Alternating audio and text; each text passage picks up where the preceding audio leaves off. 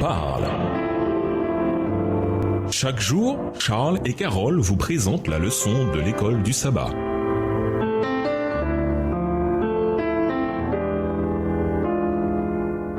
Bienvenue dans votre émission Dieu nous parle. Nous voilà au jeudi 5 mai. Gardez le sabbat. Il est clair, d'après les récits des évangiles, que Jésus n'a pas aboli le sabbat. Il a même plutôt restauré le sabbat, en le libérant de tous les fardeaux encombrants que les gens lui avaient associés. Des centaines d'années plus tard, des chrétiens se reposaient et adoraient encore le jour du sabbat. Au 5e siècle, l'historien Socrate, le scolastique, a écrit « Presque toutes les églises dans le monde entier célébraient les mystères sacrés, la scène, le sabbat de chaque semaine, et cependant les chrétiens d'Alexandrie et de Rome refusent de le faire. » Pas de doute, même si nous ignorons pour quelles raisons tous ces incidents ont été rapportés dans les évangiles, ce n'était en tout cas pas pour éloigner quiconque du sabbat. Relisons Matthieu 12, verset 12 et méditons sur l'expression. Ainsi, il est permis de faire du bien un jour de sabbat. Que signifie-t-elle non seulement dans la situation immédiate à laquelle Jésus répondait, mais aussi dans le contexte plus large de ce que devrait inclure l'observation du sabbat?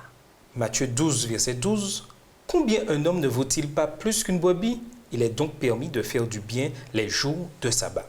La loi juive permettait d'accorder une attention médicale le jour du sabbat à une personne en danger de mort. Mais Jésus est allé plus loin. Les guérisons, et peut-être même les guérisons qui auraient pu être faites un autre jour, sont permises le jour du sabbat.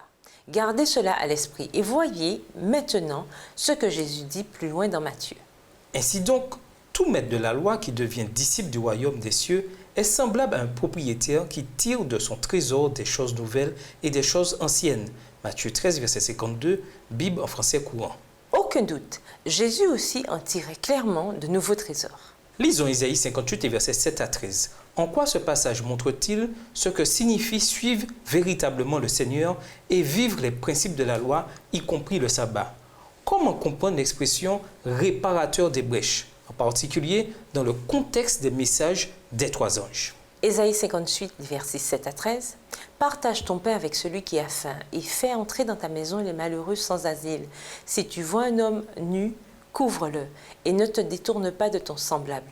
Alors ta lumière poindra comme l'aurore et ta guérison germera promptement. Ta justice marchera devant toi et la gloire de l'Éternel t'accompagnera. Alors tu appelleras et l'Éternel répondra.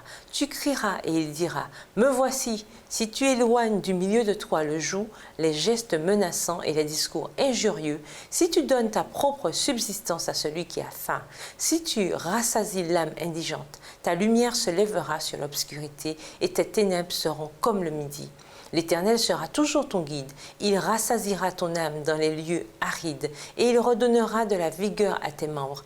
Tu seras comme un jardin arrosé, comme une source dont les eaux ne tarissent pas.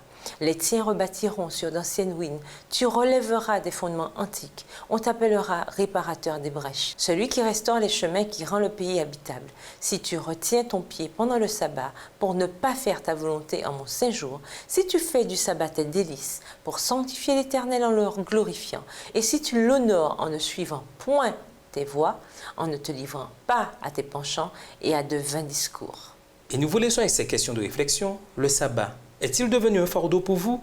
Si oui, pourquoi et que pouvez-vous faire à cet égard? Au revoir. Et à demain si Dieu veut. Dieu nous parle.